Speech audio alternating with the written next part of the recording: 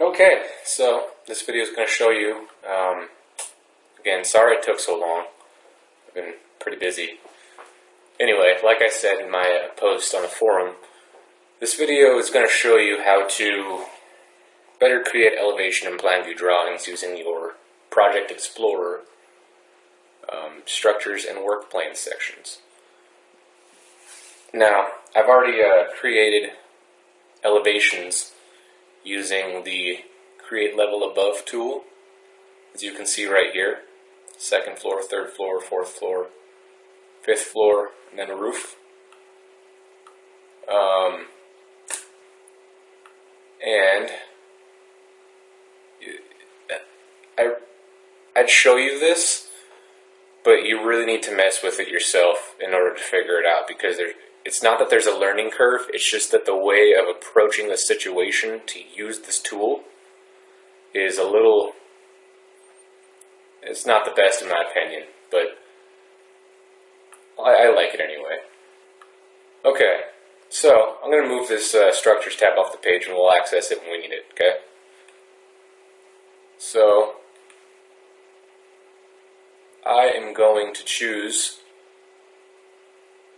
the Create View, and I'm going to say a grid line. Okay, I've already created one at grid line A. Now I want one at grid line B. I'm going to say this at grid B.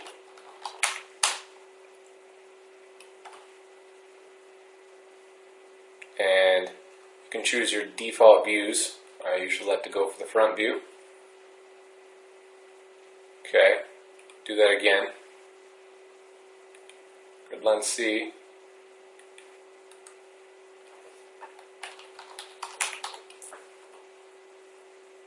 Okay, I'll go to the front view. You can choose whatever one you want. And just for informative purposes, I'm going to choose grid line 5. This building's pretty typical, so it doesn't really need full explanation and drawings for this right now. Just for this informative video. Alright, so I've created my views of grid lines. As you can see, those little white bounding boxes, you can click on them and it'll take you to that view automatically. Once you're in that view, you can detail that. And I am going to show you. So, choose my drawing styles. Now you can use custom ones, but I think it's easier for this purpose to show you some of the default packages that Advanced still has. So I'm going to choose Elevation Full, and let's drag that out so we can get a better representation of what we're looking at. Alright, so I'm going to say Elevation Full.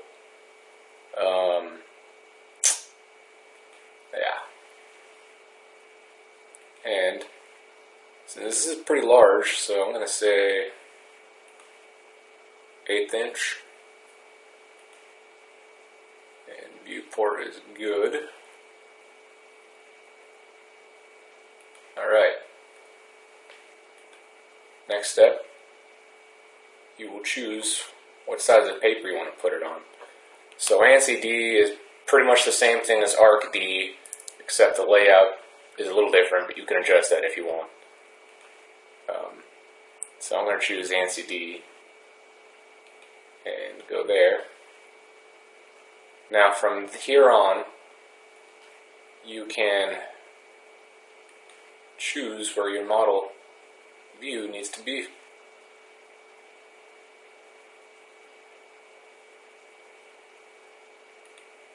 I like it. Okay. I'm going to open up my Documents Manager. I'll go to 1, and we'll open the drawing. And if it's too big, you can always rescale. Hey, look at that. It's perfect. Alright, so I'm going to minimize that window. Now let's go to my labels and dimensions. So as you see, I'm hovering my mouse around this drawing, and the green bounding box is off. I don't really like those. I don't really like this box, so I turn it off. And especially, I don't know why, but for some reason, in my past experience with using this tool, if you have it on and you update a detail, then everything moves. So if you turn it off and you update a detail within this detail page, you don't really have that big of an issue. So there's a fun fact. Alright, can I save that? Now I want this, so I'm going to select that. I select similar. You can do this easier ways, but this is the easiest way in my opinion. Now I'm going to deselect that one. Okay. As you see, I haven't really numbered everything by giving it its own drawings yet, so I'll select this, and I'm going to say, just for token reasoning, I want, where is name? Name, okay. So, model role and name. Name is the name of the beam itself, not the part number. So, let's say you have an HSS 4x4 by quarter, it'll label it as that. Or a W27 by 94, it'll label it as that instead of giving it a piece mark. So for informative purposes, you can do this. As you see, everything has been given a name. And let's give it a pointer. Alright, cool. Give it pointers. Or you can choose to delete those if you should want to. So, as you see here, there's my starting elevation, distance from grid line to grid line, and it's missing a couple elevations I want, so I'm going to drag in there and start from there. Let's see, I top from top of concrete. Oh well.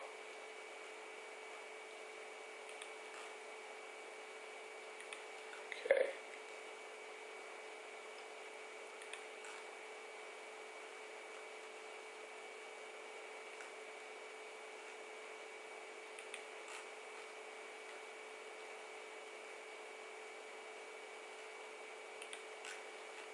Sorry I sound a little stuttery today. Didn't get much sleep the evening before. So, perfect. Alright. So there's dimensions. You can see right here that it has two different dimensions. Sometimes it copies over itself. But in this aspect, I actually have a top of steel and top of slab dimension, or elevation. So, let's see, turn that off.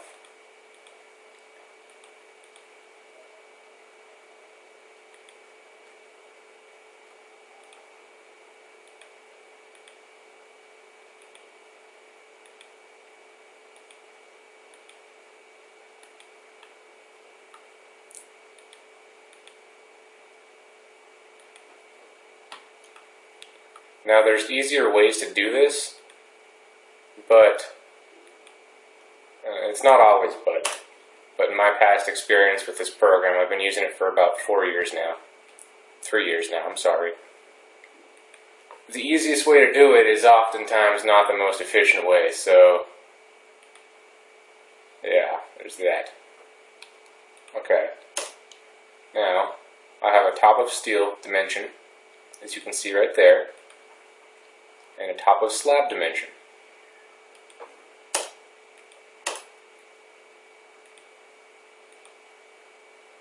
So we'll drag that over there some more.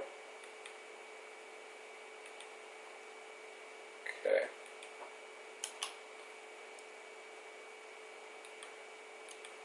Now this is only happening right now because I had multiple dimensions in there already. And when you go and start your leveling situations, as you see, you'll get multiples of such.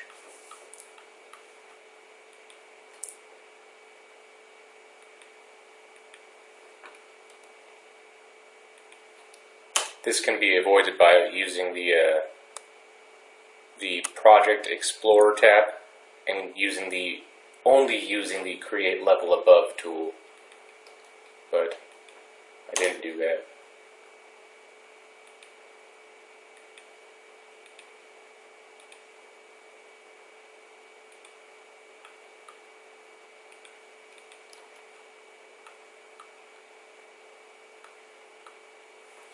Alrighty, so here is an example of the elevation view. So there's that. Now, for plan views, alrighty, be sure that everything is back on. Alright, it's back on, perfect. I go to realistic. And always be sure to reset your UCS. That's just standard practice as a CAD person. You always want to be at world. Unless there's any sort of specific reason you don't need to be at world, you always need to be at world. So, go here, turn on my work planes. Let's go to second floor. Okay, so you see that little box right there? That's your work plane box. You can turn that off, but that basically just sets it so your detailing is a little bit more precise to that work plane. This work plane box itself is just for my elevation UCS, but it's still useful in this aspect. So, let's see. We'll turn on the second floor. Perfect. Alright, now I'm going to go second floor. Alright. So you see I turned on second floor. Full structure. I turned on the second floor. I'm going to go back to top view. And now we are going to choose... Where's my plan view? There we go. Plan view full. Alright. Let's see. Choose 3/16 just because it's large as heck. And I'm going to say choose automatic. It's not really necessary for this particular piece. Alright. So you can adjust this again later inside the drawing. Plan view, where it says note, you can technically erase all this, it doesn't need to be there. I'm going to say second floor. Alright, let's put that on a D. Okay, perfect. So the drawing's been made. Now let's go to that drawing. We'll open it.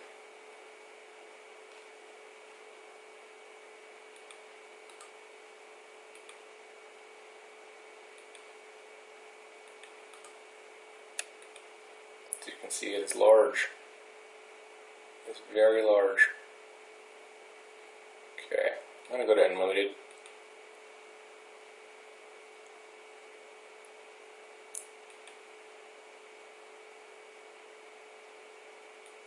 Front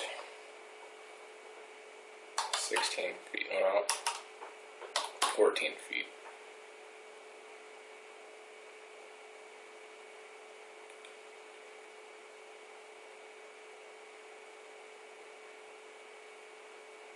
And let's strike that down to 3/30 seconds.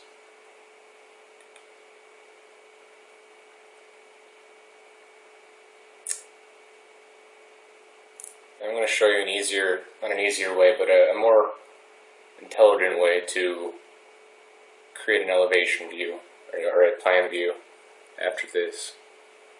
If you use cameras, you can set your scale inside the camera. so it's more accurate and precise when it's laying it out on the drawing.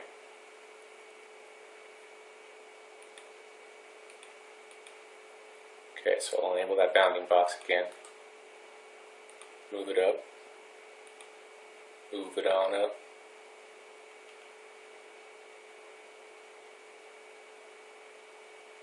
Okay, there we go. Now, let's turn that bounding box off. Move our structure tab. Okay.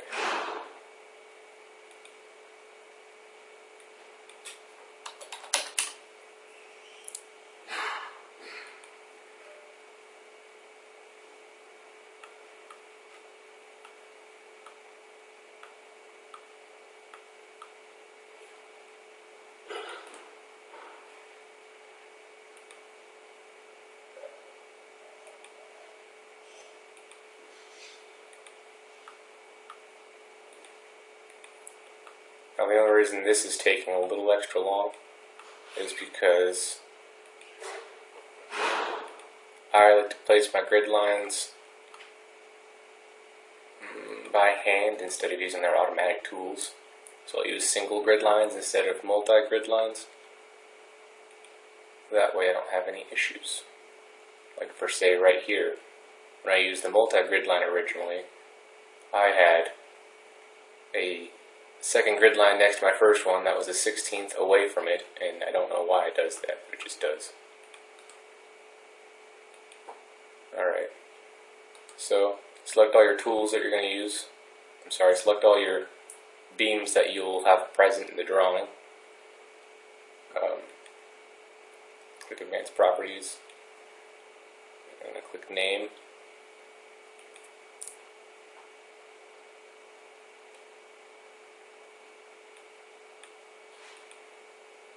Let's just say 3/16 for viewing reasons.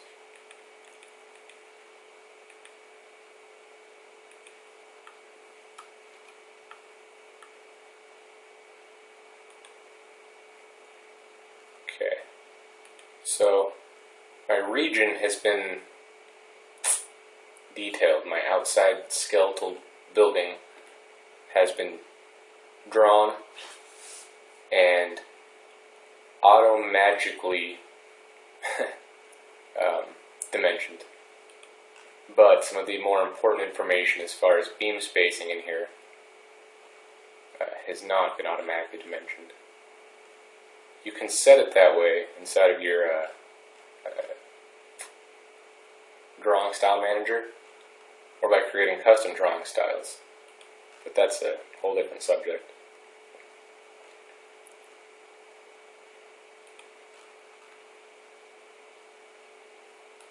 Okay, so as you can see, there's 12 feet apart. Now below that, I'm going to put a centered label. I'm going to say typical OC. Now this function is really cool. It speeds things up a lot, but it's only available in the 2016 version of Advanced Steel. Okay. Save. So, there's a plan view of the second floor. Let's do the third floor now, yeah?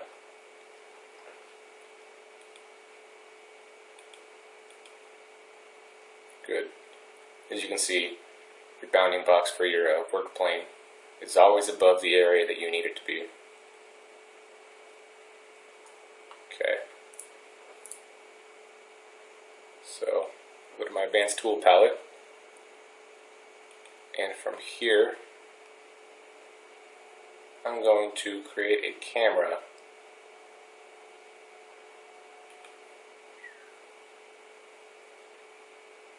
Let's just stay right there. And let's give it a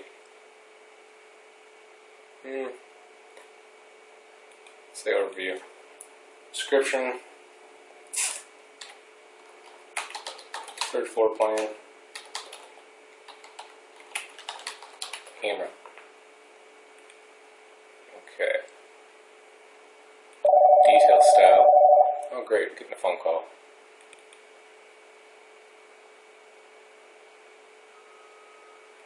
Alright, sorry about that, I got a phone call. Okay, so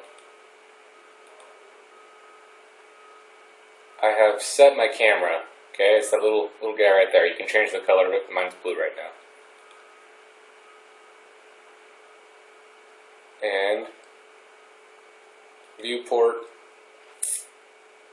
front, want below there to be 14 feet.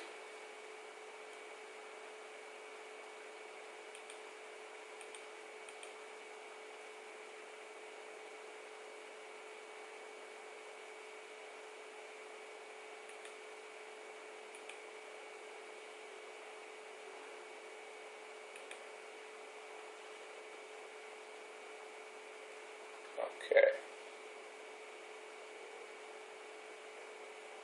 Now, it's the 1/8 inch for this one. Display type, okay. Perfect. Like my viewport. That's the overall dimension of the building.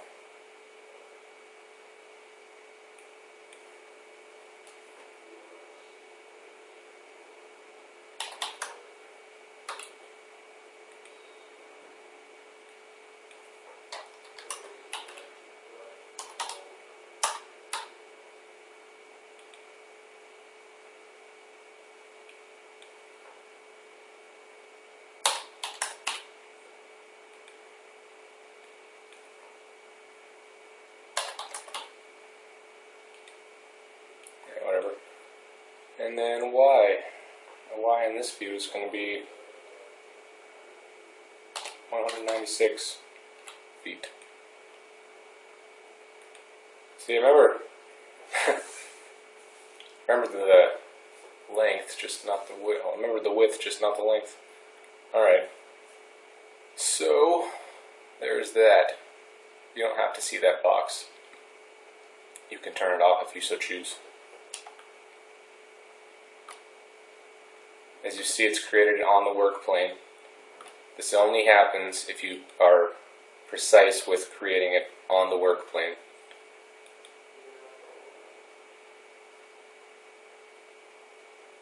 And when you create plan views with cameras, you want to go through your drawing styles and see what the best one is. So always read this little section down here so you can see what one you're going to use. Plan view at UCS, simple representation, main part beams labeled, can also be used with cameras.